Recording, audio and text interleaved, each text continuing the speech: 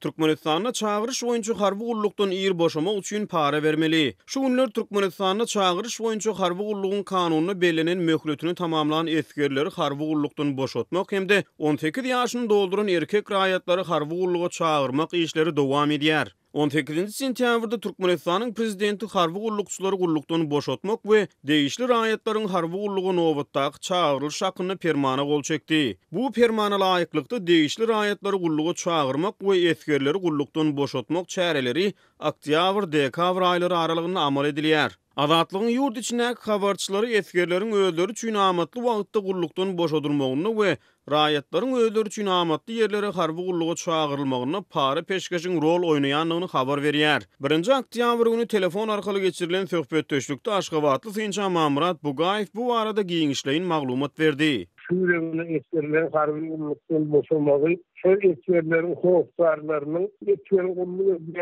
harbi bölümindäki aserlere ne derejede para teşkil berdiğine bağlı bolar. Şol kontrat bolmaýrak para teşkil berenlere ýa-ni şol oktyabr aýynyň 20-sinden giýjägan boşadylar. Garyp gazaryň saýaty ýa-ni para verim vermägi ýetmek üçin 31 dekabr çellen saklanyp kalýarlar. Diýip Bugaýew aýtdy. Eskerler 1 oktyabr 31 dekabr aralygynda harby gullukdan boşadylýar. Synçy garaşsyzlyk baýramynyň oktyabrdan sentýabra geçirilmeginiň bu ýyl harbylaryň öňki ýyllar garanyňda gullukdan has ýer boşamaklaryna mümkinçilik döredýändigini aýtdy. Geçen ýylyň oktyabr aýynda geçirilen iň soňky ýaşullar maslahatyny garaşsyzlyk baýramy 27 oktyabrdan 27 sentýabra geçirildi. Türkmenistanda her ýyl garaşsyzlyk baýramyna bagyşlanyp harby parat gurnulýar.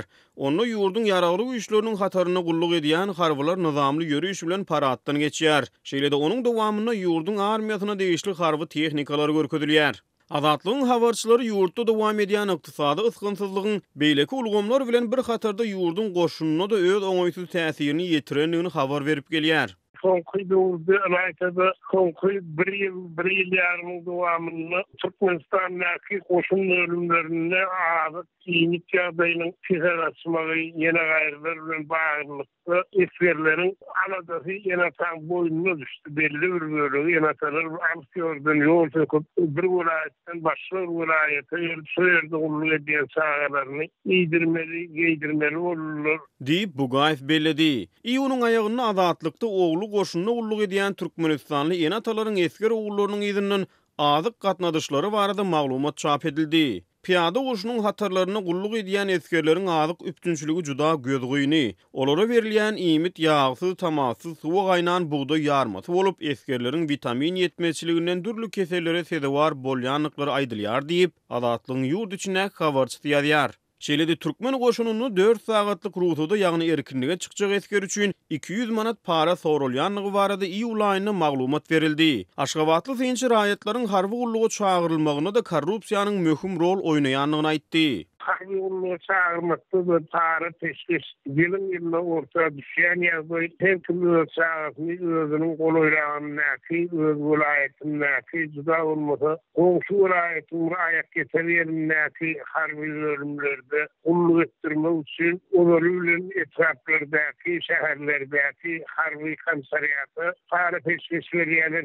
Diýip Bugaýew belledi. Bitarap Türkmenistanyň döwlet resmiýetleri ýurdun gorunuş şäsiýetli goşunynyň güýçlendirilýändigini, şeýle-de ýurdun ähli pudoklaryna korrupsiýaga garşy barlyşyksyz göreş alınıp barylýanlygyny öňe sürýär.